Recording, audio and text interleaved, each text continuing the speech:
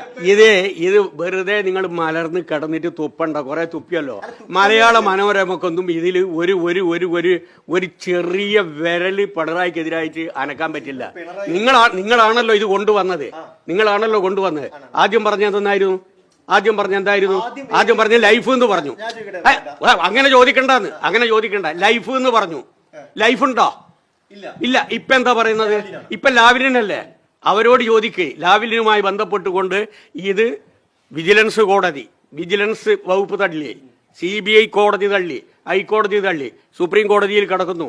7 കൊല്ലം ഇതുമായി ബന്ധപ്പെട്ടുകൊണ്ട് കേന്ദ്ര അന്വേഷണ ഏജൻസി CBI അന്വേഷിച്ച കാര്യത്തിൽ നിങ്ങളയച്ച വെബ്സൈറ്റിൽ വന്ന സമൻസ് എന്തായിപ്പോയി? അവരോട് ചോദിക്കണ്ടേ? നിങ്ങൾ അയച്ചേ അവരോട് ചോദിക്കും കേട്ടോ. അതെ, അന്തർധാര സ്വർണ്ണ കേസിന്റെ അകത്തും ബിരിയാണി ചെമ്പിന്റെ അകത്തും അന്തർധാര പറഞ്ഞല്ലോ. കുറെ അന്തർധാര നിങ്ങൾ പറഞ്ഞല്ലോ. ആ അന്തർധാര കേടെ പോയി. ഒരു